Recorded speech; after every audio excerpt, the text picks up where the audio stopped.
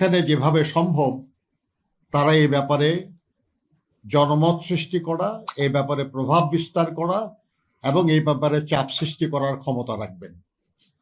এই কারণে আমরা বাংলাদেশের প্রায় সব রাজনৈতিক দল এবং জোটের কাছে আমরা ইশতেহার নিয়ে গিয়েছি। অনলাইনে পাঠানো হয়েছে, ব্যক্তিগতভাবে যাওয়া হয়েছে এবং আমরা সকলের সহযোগিতা চেয়েছি। আমরা যে দাবিগুলিন, যে প্রসঙ্গগুলিন, যে আকাঙ্ক্ষাগুলিন এই ইশতেহারে ব্যক্ত করা হয়েছে, এর কোনোটাই খুব নতুন কিছু না। বহু বছর ধরে, বহু যুগ ধরে এদেশের শ্রমজীবী মানুষ এই সব আকাঙ্ক্ষা বাস্তবায়নের জন্য দাবি করেছে, আন্দোলন করেছে, জীবন দিয়েছে, কিন্তু সবগুলি এখনো অর্জিত হয় নাই। আমরা মনে করি দীর্ঘ রাজনৈতিক সংগ্রামের পর, বিশেষ করে 2024-এর জুলাই আগস্টের ছাত্র শ্রমিক গণঅভ্যুত্থানের মাধ্যমে যে পরিবর্তনের সূচনা হয়েছে, এই পরিবর্তন আমাদের সবার জন্যই সুযোগ সৃষ্টি করেছে আকাঙ্ক্ষা পূরণের। আমরা মনে করি যে রাজনৈতিক দলগুলি তারা জনগণকে প্রতিনিধিত্ব করেন, আর শ্রমজীবী মানুষ এই জনগণের একটা গুরুত্বপূর্ণ অংশ। একটু আগে আমার সহকর্মী বলছিলেন যে বাংলাদেশে সরকারি হিসাবেই প্রায় 7.5 কোটি শ্রমজীবী মানুষ আছে।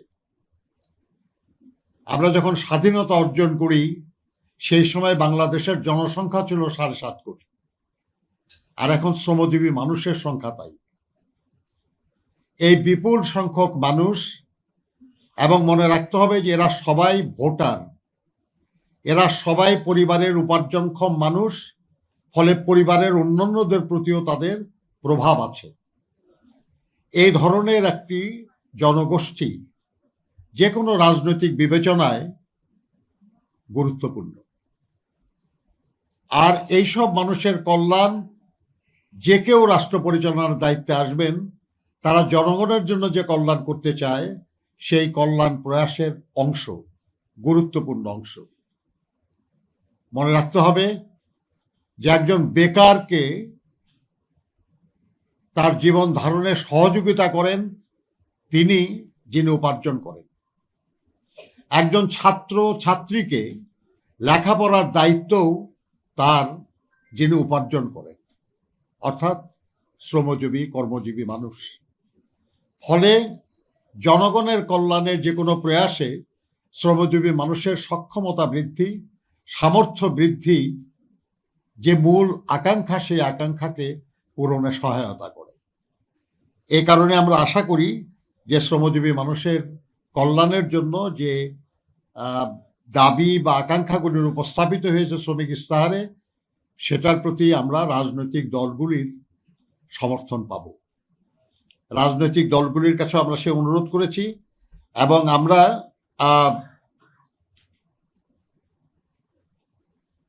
আবার আমি বলছি যে কেউ হয়তো এটা বাস্তবায়নের দায়িত্ব পাবেন, কেউ হয়তো সেই বাস্তবায়নে সহযোগিতা কিংবা চাপ সৃষ্টির অধিকার পাবেন।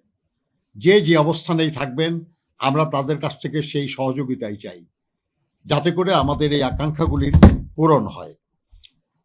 আমরা সকলের সমর্থন এবং সহযোগিতা প্রত্যাশা করি এবং তাদের পরামর্শ আমরা প্রত্যাশা করি। এই শ্রমিক ইশতেহার আমরা আপনাদের সবাইকে দিয়েছি, রাজনৈতিক দলগুলিকে দিয়েছি, বিভিন্ন শ্রেণী পেশা সংগঠনকে দিয়েছি, আমরা মিডিয়ার কাছে পৌঁছিয়েছি, আমরা আমাদের সহযোগী আন্তর্জাতিক সংস্থাগুলিকেও আমরা এটা দিয়েছি। কাজেই আমরা সবার সহযোগিতা এখানে প্রত্যাশা করি। আমরা কিছু অধিকারের কথা বলেছি। এই সব অধিকার আমাদের দেশের সংবিধান, আমাদের দেশের প্রচলিত শ্রম আইন এবং আমাদের দেশ রাষ্ট্র হিসাবে যেসব আন্তর্জাতিক প্রতিশ্রুতি দিয়েছেন, বিভিন্ন কনভেনশন এবং কভেনেন্ট রেটিফিকেশনের মাধ্যমে, তার আলোকেই আমাদের এই সব আকাঙ্ক্ষা। এখানে কোনো কিছুই এমন বলা হয় নাই যেটা করার দায়িত্ব রাষ্ট্রের নাই। রাষ্ট্রের দায়িত্ব আছে এসব করার, কিন্তু দুর্ভাগ্যক্রমে বহু বছর, বহু যুগ রাষ্ট্র এই দায়িত্ব পালন করে নাই। আমরা আশা করব যে এই পরিবর্তিত পরিস্থিতিতে যারাই দায়িত্ব পাবেন তারা রাষ্ট্রের এই অনিবার্য দায়িত্ব পালনের উদ্যোগ নেবেন, ব্যবস্থা নেবেন। শ্রমজীবী মানুষ সহযোগিতা করবে। একটা রাষ্ট্রের উন্নয়নে সবকিছু ব্যাপারেই শ্রমজীবী মানুষের অংশগ্রহণ অনিবার্য। আমরা আমাদের চারপাশে যা কিছু দেখি এর কোনো কিছুই শ্রমজীবী মানুষের স্পর্শ ছাড়া তৈরি হয় নাই।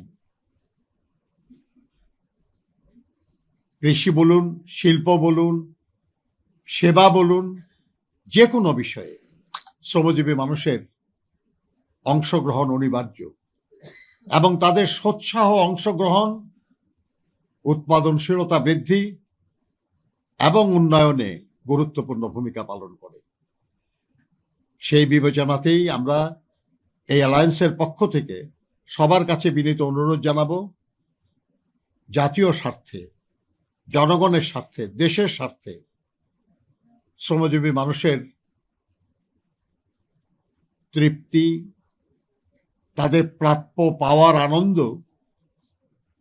এটা যেন নিশ্চিত করা হয়, এবং সেই তৃপ্তি এবং আনন্দ নিয়ে শ্রমজীবী মানুষ যাতে দেশের কল্যাণে, দেশের উন্নয়নে, জনগণের কল্যাণে কাজ করে সেই দায়িত্ব আমরা দেব।